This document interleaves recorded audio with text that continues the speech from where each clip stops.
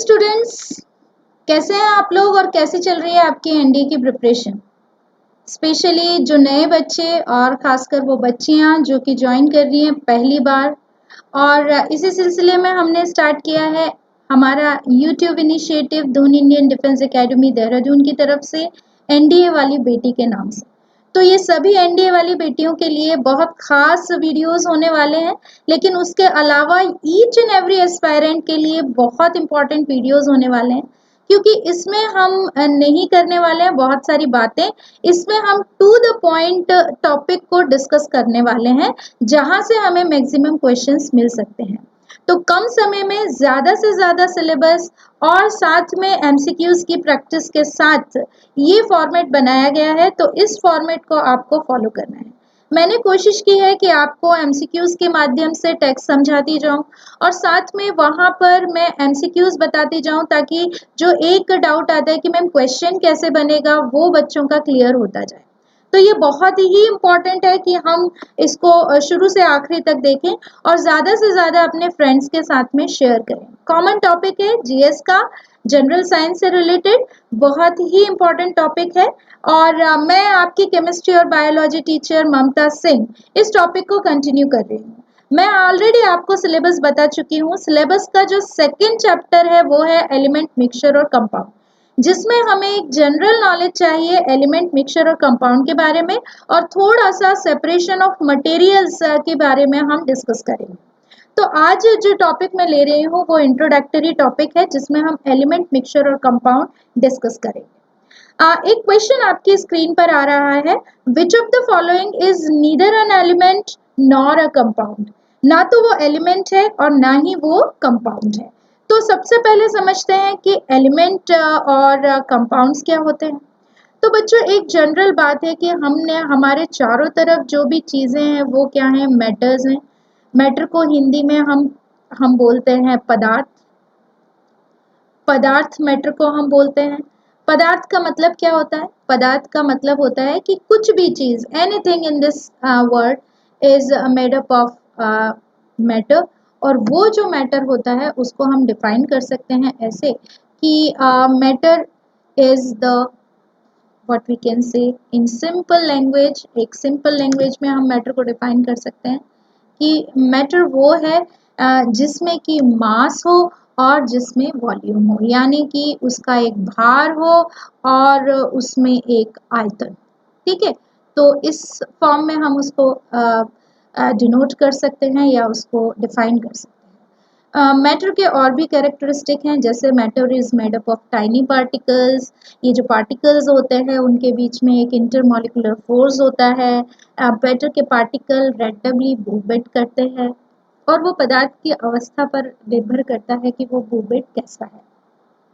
जैसे जो सॉलिड होते हैं उनमें बहुत ज़्यादा मूवमेंट नहीं होता है, क्योंकि इंटरमॉलिक्यूलर फोर्स बहुत ज़्यादा होता है। ठीक है, लिक्विड में एक सर्टेन लेवल तक मूवमेंट होता है और गैसेस फ्रीली मूव करती हैं। तो ये जो रैंडम मूवमेंट है वो होता है मैटर में प्रेजेंट एटम्स के काइनेटिक एनर्जी के बेस पर। तो ये कुछ एक कैरेक्टरिस्टिक है मैटर्स के बारे में जानने के लिए। जो मैटर्स हैं उनको हमने दो कैटेगरी में डिवाइड किया है, प्योर सब्सटेंस और इम्प्योर सब्सटेंस, जिसमें से प्योर सब्सटेंस होते हैं एलिमेंट और कंपाउंड, और इम्प्योर सब्सटेंस होते हैं मिक्सचर्स। अब एलिमेंट क्या होते हैं? एलिमेंट को हिंदी में हम बोलते हैं तत्व। ठीक है, अब ये जो तत्व है वो क्या है? This is the tiny particle, this is the tiny part of the matter made up of same atom, made up of same atom. ठीक है, एक ही तरह के एटम से मिलकर के क्या होता है?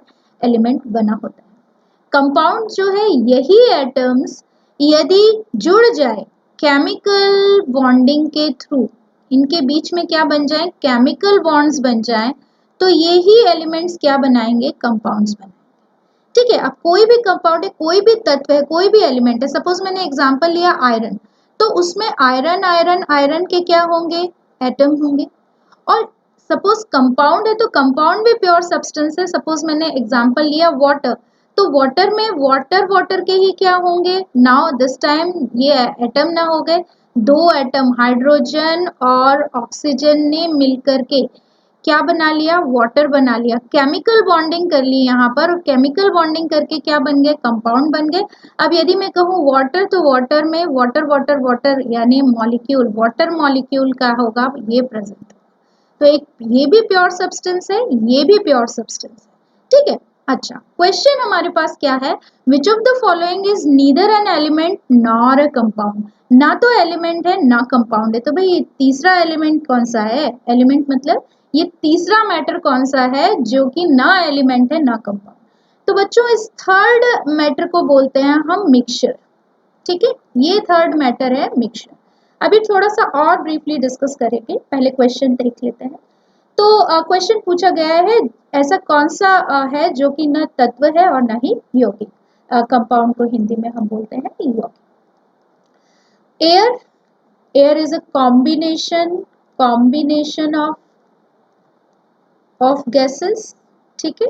वाटर, वाटर यानी H2O, मरकरी, मरकरी यानी Hg, और सोडियम क्लोराइड मतलब NaCl। इसका मतलब है ये भी कंपाउंड है, ये कंपाउंड है, और ये क्या है, एलिमेंट है।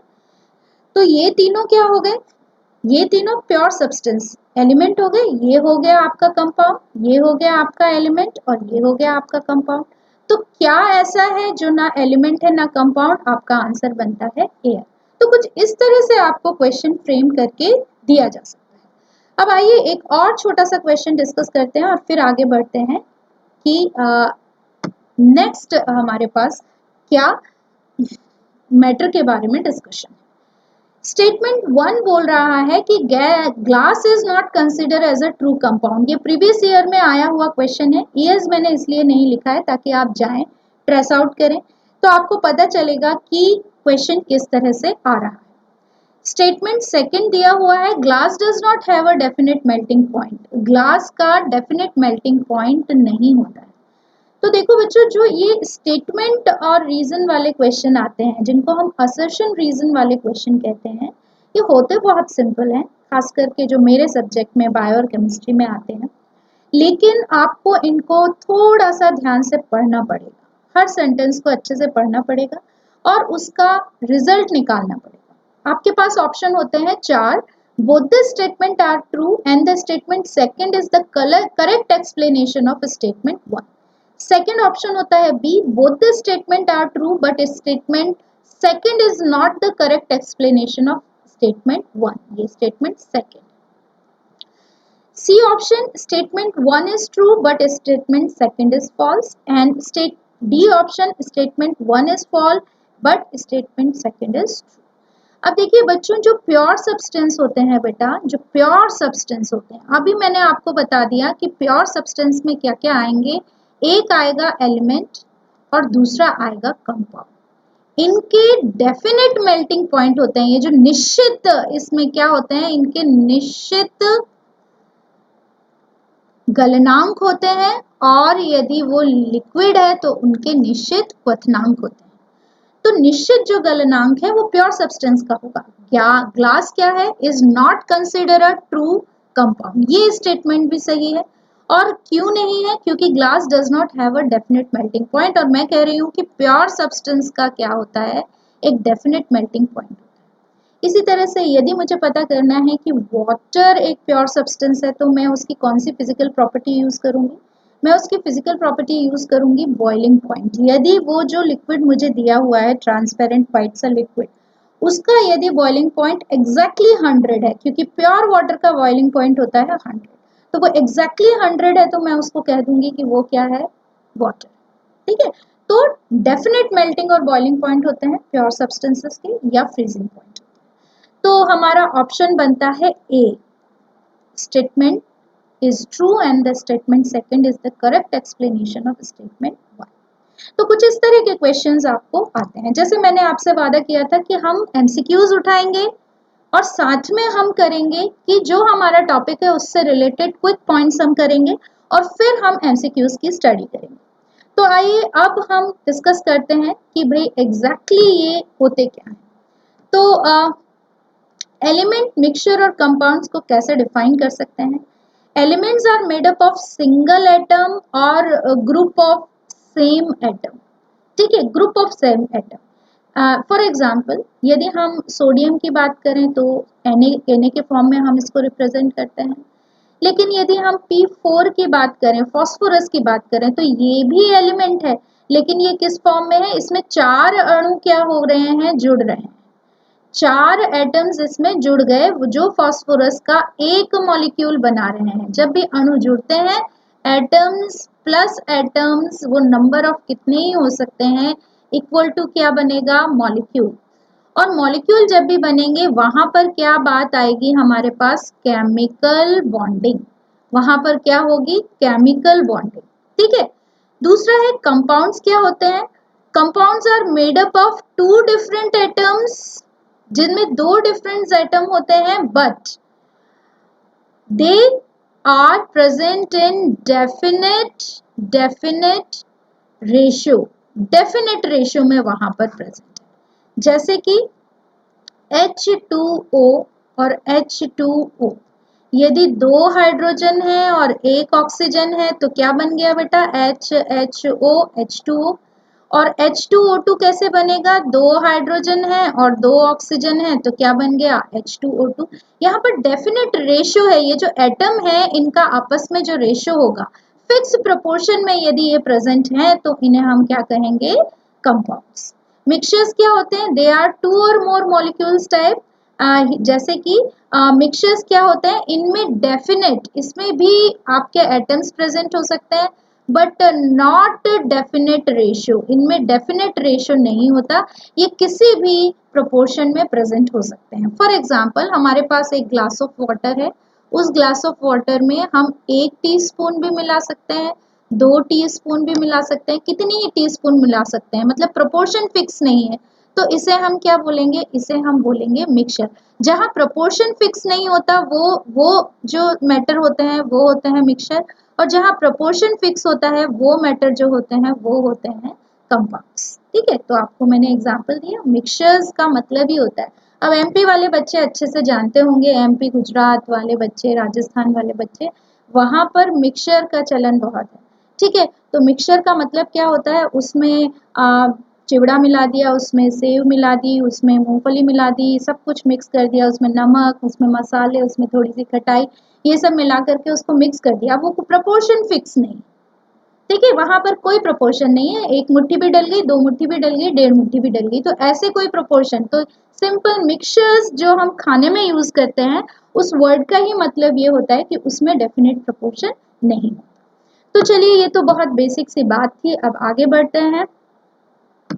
ये समझ में आया आपको, इसको थोड़ा सा और सिस्टमेटिकली स्टडी कर लेते हैं कि ये जो मैटर होता है, मैटर वो सब्सटेंस होता है जिसको कि हम फिजिकली सेपरेट नहीं कर सकते, ठीक है। अब कैसे फिजिकली उसको सेपरेट करेंगे हम मैटर को, हवा है, एयर है, तो एयर में से हम कैसे सेपरेट करेंगे, गैस उसका पार्ट है तो गैस तो हमेशा ही बनी रहेगी, यदि गैस हटा ली तो एयर रहेगी ही नहीं वहां पर, तो हम उसको फिजिकली सेपरेट नहीं कर सकते, ठीक है।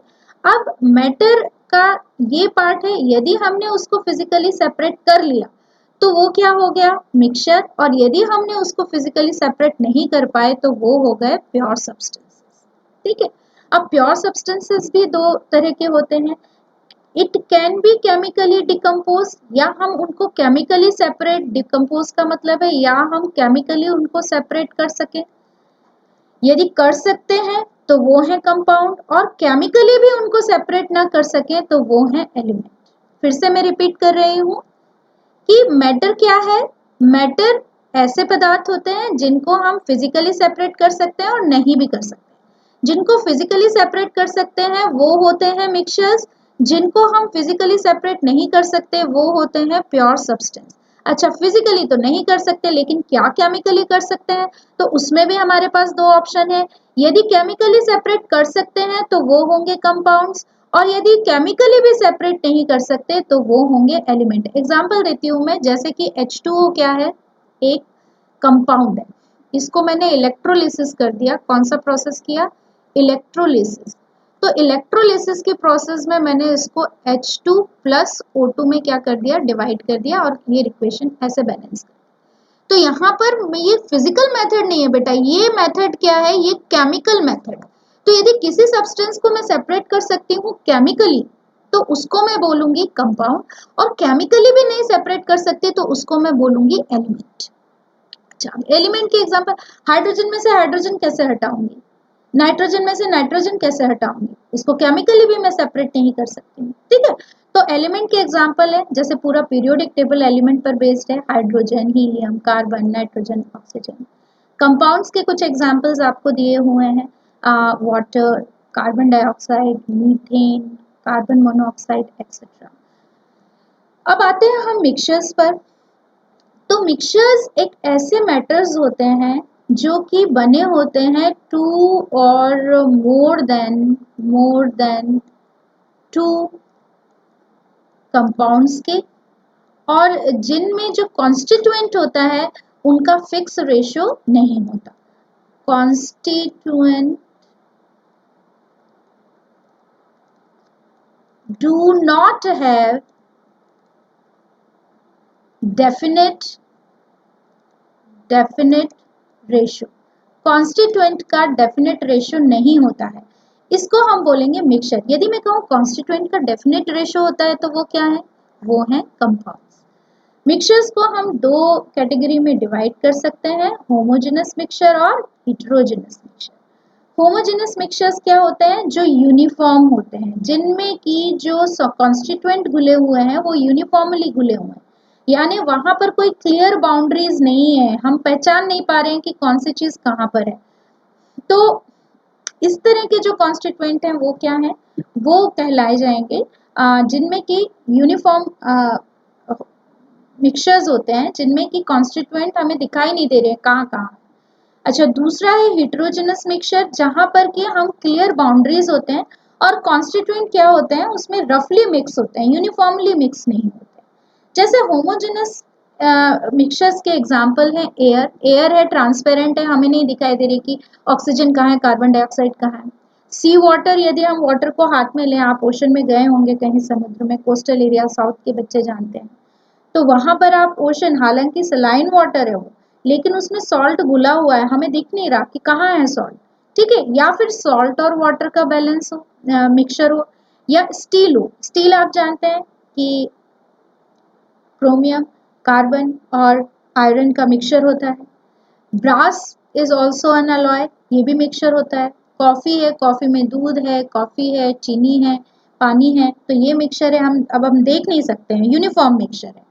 ब्लड है, वाइन है, they all are mixtures but they are called as homogeneous mixture, क्योंकि यहाँ पर क्लियर बाउंड्रीज नहीं होती।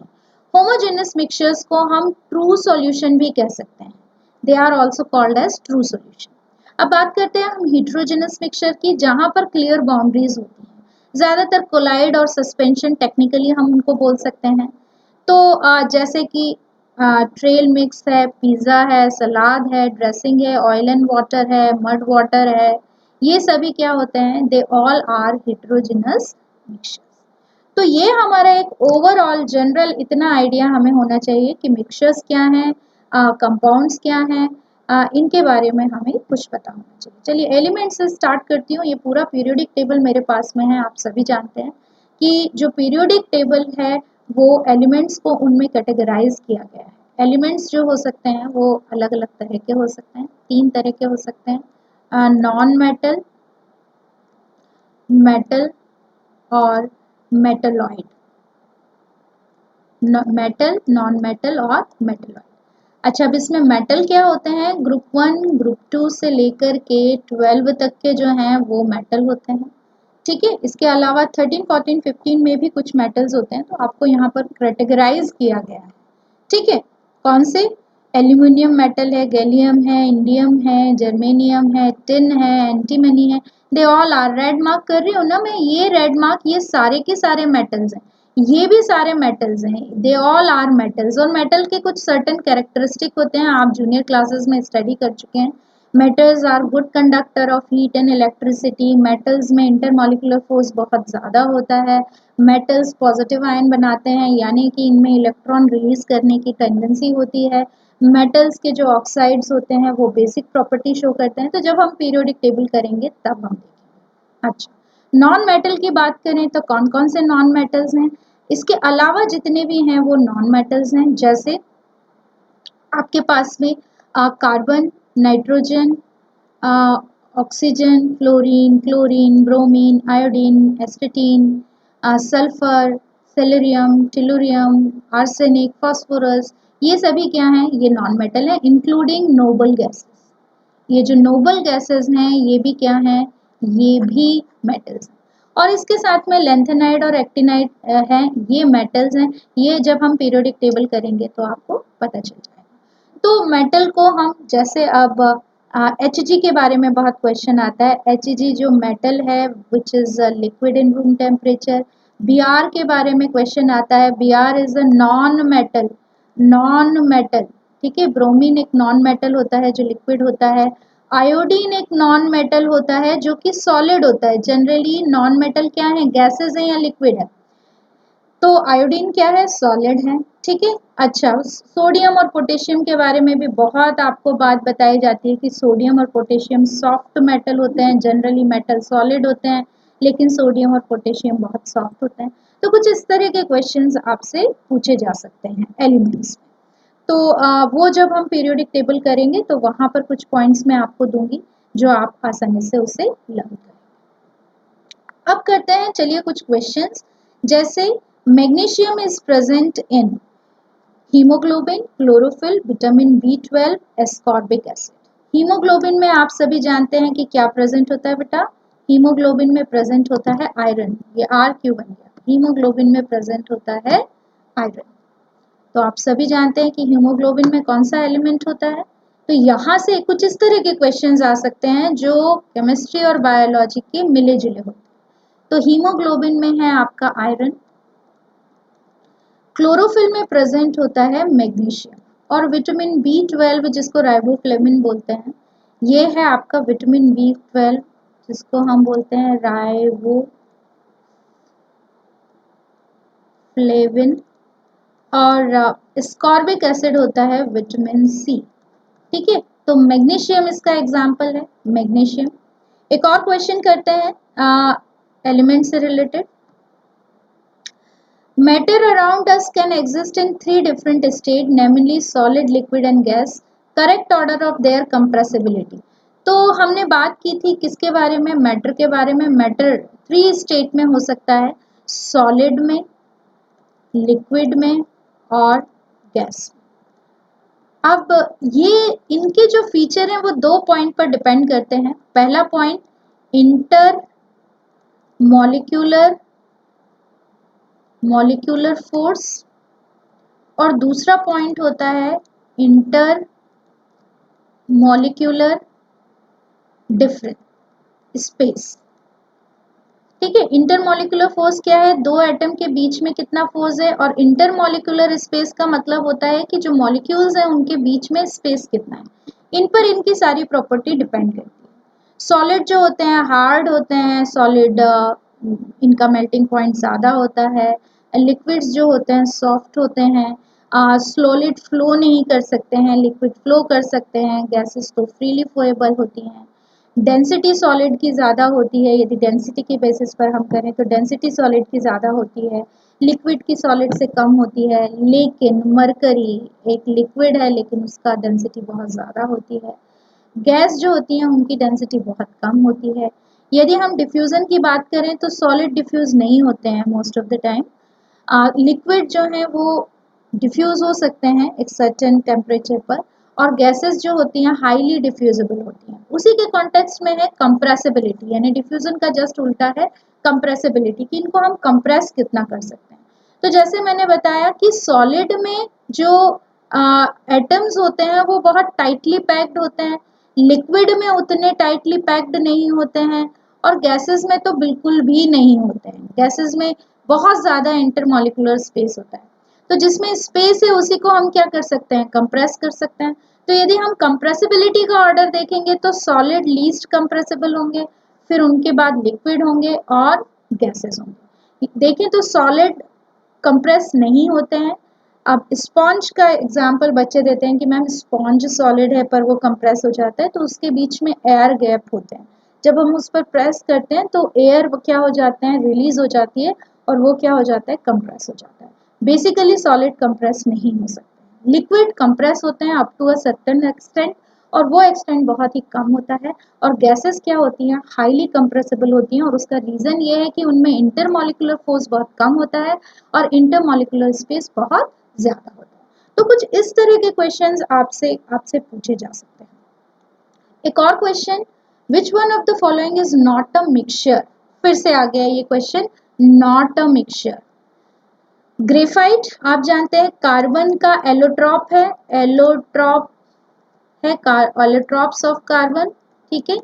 ग्लास क्या है, एक मिक्सचर है। ब्रास क्या है, एक मिक्सचर है। हमने कहा एक अलॉय है, अलॉय क्या होते हैं, मिक्सचर होते हैं। स्टील क्या है, एक मिक्सचर है। तो कौन मिक्सचर नहीं है, ग्रेफाइट। इसके साथ में डायमंड ऑप्शन बन करके आ सकता है आपको, कार्बन आपको ऑप्शन आ सकता है यहाँ पर, या कोई भी एलिमेंट का नाम दिया जा सकता है। तो बच्चों आज की क्लास में हमने लर्न किया कि एलिमेंट्स क्या होते हैं, मिक्सचर्स क्या होते हैं, कंपाउंड्स क्या होते हैं। नेक्स्ट क्लास में जो बेसिकली जहाँ से क्वेश्चन आता है वो है सेपरेशन ऑफ मटेरियल। तो उस क्लास में हम अगली क्लास में उससे रिलेटेड एमसीक्यूज और टेक्स्ट स्टडी करेंगे। So keep learning, keep revising. This is Mamta Singh from Doon Indian Defence Academy, Dehradun. All the very best for this next coming exam.